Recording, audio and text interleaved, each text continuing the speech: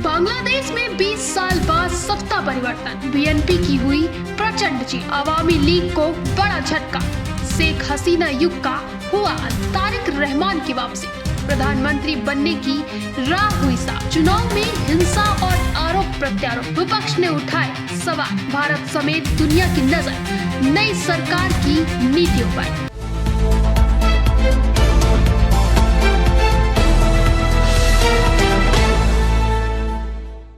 नमस्कार, आप देख रहे हैं निशानेबाज और मैं हूं आपके साथ। बांग्लादेश की राजनीति में 20 साल बाद बड़ा सत्ता परिवर्तन हुआ है। आम चुनाव में बीएनपी ने ऐतिहासिक जीत दर्ज की है और अब देश को नई सरकार मिलने जा रही है। क्या यह बदलाव नई दिशा देगा या बढ़ाएगा राजनीतिक टकराव? देखिए इस पर हमारी खास रिपोर्ट। बांग्लादेश के इतिहास में 12 फरवरी 2026 की तारीख एक नए अध्याय के रूप में दर्ज हो गई है। लगभग 2 दशकों के लंबे इंतजार के बाद बांग्लादेश नेशनलिस्ट पार्टी यानी कि बीएनपी ने एक ऐसी चुनावी जीत दर्ज की जिसे राजनीतिक सुनामी कहना गलत नहीं होगा।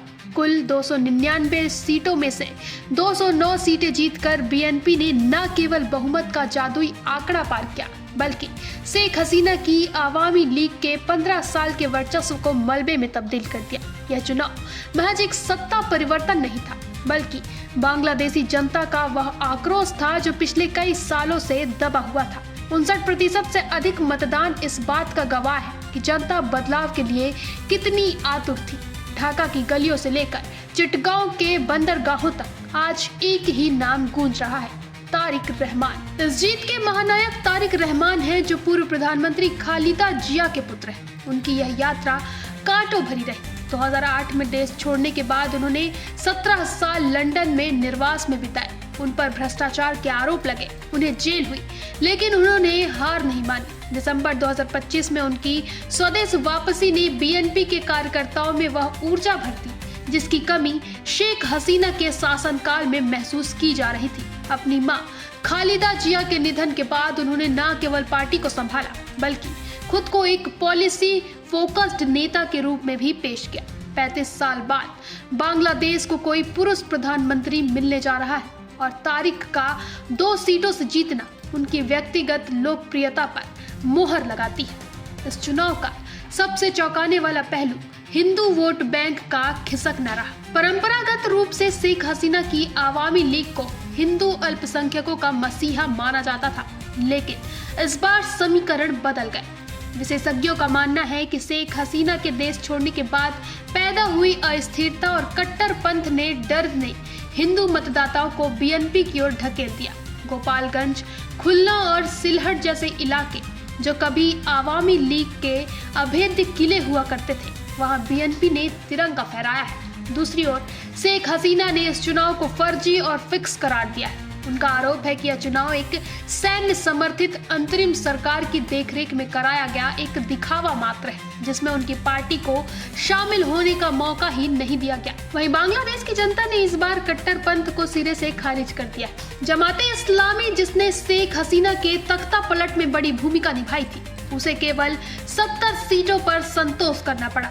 जमानत को 1971 के मुक्ति संग्राम का विरोध करने वाला दाग आज भी जनता भूली नहीं है। वहीं छात्रों की पार्टी नेशनल सिटीजन पार्टी यानी कि एनसीपी, जिसके नेता नाहिद इस्लाम ने तख्ता पलट का नेतृत्व किया था, वह भी कोई खास कमाल नहीं दिखा पाए। नाहिद इस्लाम खुद महज 2000 वोटों से जीत पाए। जनता ने यह साफ संदेश दिया है कि आंदोलन करना एक बात है, लेकिन देश चलाना एक अनुभवी राजनीतिक दल का काम है। वहीं वोटिंग के साथ ही बांग्लादेश ने अपने भविष्य के ढांचे को बदलने के लिए एक जनमत संग्रह यानी कि रेफरेंडम के हिस्सा लिया।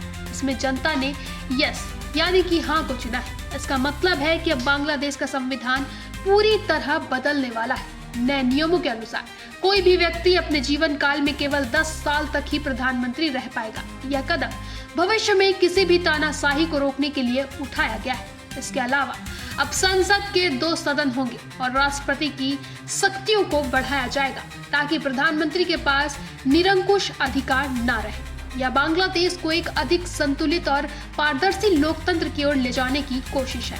वहीं भारत के लिए यह बदलाव अत्यंत महत्वपूर्ण है। प्रधानमंत्री नरेंद्र मोदी ने तुरंत तारिक रहमान को फोन कर बधाई दी, जो संकेत है कि भारत नई सरकार के साथ सहयोग के लिए पूरी तरह से तैयार है। हालांकि विशेषज्ञों में इस बात को लेकर बहस है कि क्या बीएनपी का झुकाव पाकिस्तान और चीन की तरफ अधिक होगा, लेकिन तारिक रहमान का संतुलन, विदेश नीति का वादा और पश्चिम बंगाल की मुख्यमंत्री ममता बनर्जी द्वारा उन्हें भाई कहकर बधाई देना यह दर्शाता है कि रिश्तों को रीसेट करने की प्रक्रिया शुरू हो चुकी है। अमेरिका ने भी इस चुनाव को सफल बताया है, जबकि पाकिस्तान ने इसे लोकतांत्रिक उम्मीदों की जीत कहा है। भारत की प्राथमिकता यह रहेगी कि बांग्लादेश की धरती का इस्तेमाल भारत विरोधी गतिविधियों के लिए न हो। वहीं बांग्लादेश एक बड़े बदलाव के मुहाने पर खड़ा है। तारिक रहमान के सामने चुनौतियों का पहाड़ है। अर्थव्यवस्था को पटरी पर लाना, भ्रष्टाचार को खत्म करना और 5 करोड़ पेड़ लगाने जैसे अपने ग्रीन विजन को पूरा करना। जीत का जश्न न मनाने की उनकी अपील और जुमे की नमाज के बाद दुआ करने का निर्देश उनके संयमित नेतृत्व की झलक दिखाता है। क्या वे शेख हसीना के 15 साल के विकास और विवादों के बोझ से देश को बाहर निकाल पाएंगे? क्या बांग्लादेश वास्तव में एक आधुनिक और धर्मनिरपेक्ष राष्ट्र बन पाएगा? इन सवालों के जवाब आने वाले वक्त में मिलेंगे, लेकिन फिलहाल ढाका में एक नई सुबह का सूरज उग चुका है। तो बांग्लादेश की राजनीति में एक नया अध्याय शुरू हो चुका है। अब सबकी नजर रहेगी नई सरकार के फैसलों और क्षेत्रीय समीकरणों पर। फिलहाल के लिए इतना ही। आगे के अपडेट्स के लिए बने रहें हमारे साथ निशानेबाज पर।